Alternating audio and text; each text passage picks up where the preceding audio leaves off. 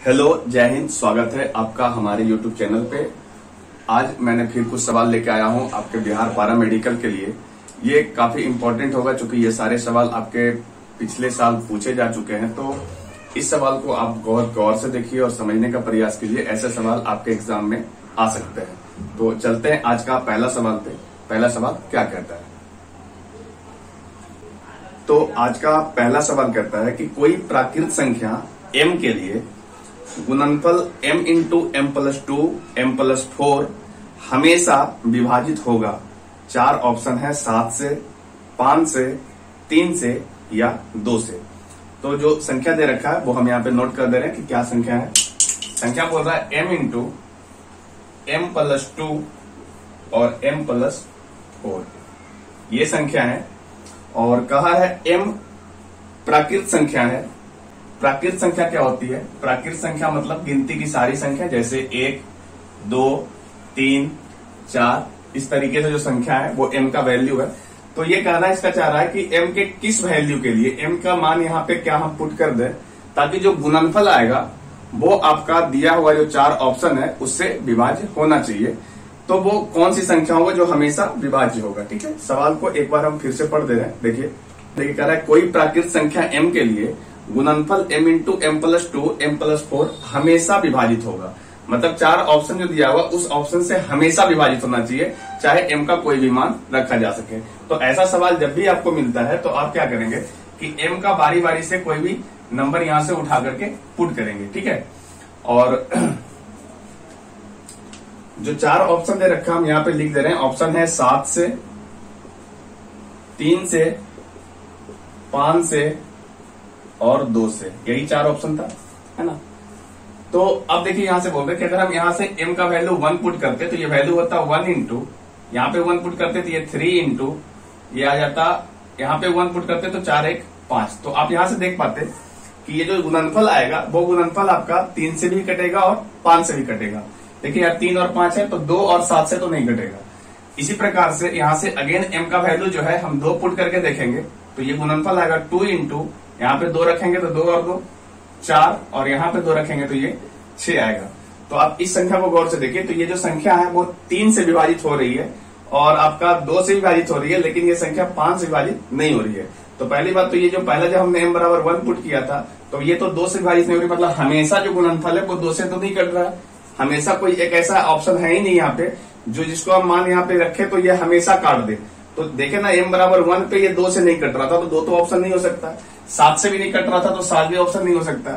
अब यहाँ से 3 और 5 हो सकता था जब हमने m बराबर 1 पुट किया था। ठीक है, अब m बराबर जब हमने 2 पुट किया तो ये जो संख्या मिला 2 इंटू 4 इंटू 6, ये संख्या 2 से कटे तो 2 तो ऑलरेडी हमने ऑप्शन से हटा दिया था कि वो नहीं हो सकता है। ये संख्या 3 से कट रही है और 5 से नहीं कट रही है। इसका मतलब ये संख्या 5 भी नहीं होगा क्योंकि हमेशा 5 से तो नहीं कट रही है। क्योंकि m बराबर 2 जब पुट करेंगे तो वो 5 से नहीं कटेगी, तो हमेशा कटना चाहिए। तो आप देखो 3 से ये फिर संख्या कट रही है। एक बार और चेक कर लेते हैं। m बराबर जब हम यहाँ से 3 पुट करते हैं तो देखिए अगेन जो संख्या आएगी वो 3 से जरूर कटेगी।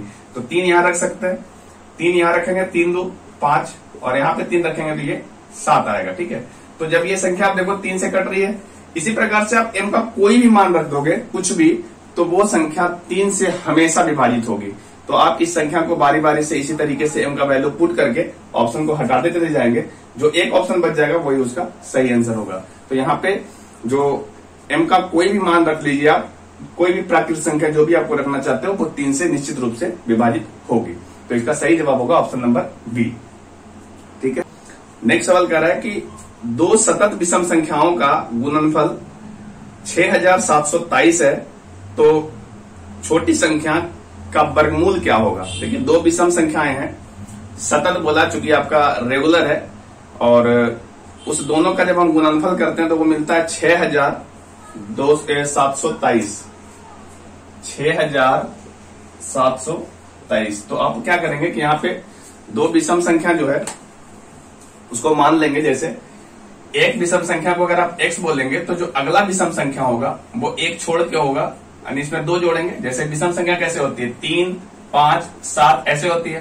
तो आप देखो विषम संख्या जो सतत होती है वो 2 2 के अंतराल पे होती है। तो यदि एक विषम संख्या x है तो जो अगली विषम संख्या होगी वो x प्लस 2 होगी, क्योंकि सवाल में लिखा है सतत विषम संख्या लेना, तो अभी के विषम संख्या का एक अगला विषम संख्या लेना पड़ेगा। तो इसका जो गुणनफल है वो दे रखा है इतना। यहां से जब सोल्व करोगे तो वैल्यू मिलेगा X square plus 2x minus 67 equal to 0। अब यहाँ पे ये एक द्विघात समीकरण मिला हुआ है, और यहां से हम जब x का वैल्यू सोल्व करेंगे तो ये मिलेगा minus B plus minus root under B square minus 4ac upon 2a। अब यहाँ पे वैल्यू पुट कर देते हैं सबका, तो माइनस बी की जगह पे ये 2 आएगा, यानी -2 plus minus root under B square, यानी कि 2 का स्क्वायर करेंगे तो 4, और माइनस 4ac है, तो यहाँ पे देखिए c का वैल्यू माइनस में है तो ये वाला वैल्यू प्लस में हो जाएगा, और 4 और a का वैल्यू तो 1 है, और c का वैल्यू है 67, ठीक है। और 2a करेंगे तो 2a का मतलब ये हो जाएगा 2 इंटू 1 यानी 2। जब इसको आप सोल्व करेंगे तो फाइनल आप देखो क्या मिलने वाला है, -2 प्लस माइनस रूट अंडर, देखिए यहाँ पे दोनों में 4 कॉमन है तो 4 कॉमन निकाल ले रहे हैं, और यहाँ पे बचेगा 1 और यहाँ पे 67, तो 67 प्लस 1 करेंगे तो ये वैल्यू मिल जाएगा 6724, ठीक है। और यहाँ से नीचे रहेगा 2, तो 6724 जो ये 82 का स्क्वायर है, और 4 जो है ये 2 का स्क्वायर है। तो यहाँ से हम जब फाइनल सोल्व कर लेंगे तो ये वैल्यू मिलेगा -2 प्लस माइनस, यहाँ से देखिए ये इसका 82 आएगा और इसका 2 आएगा, तो 82 गुने 2 करेंगे तो ये वैल्यू 164 हो जाएगी और बटा 2।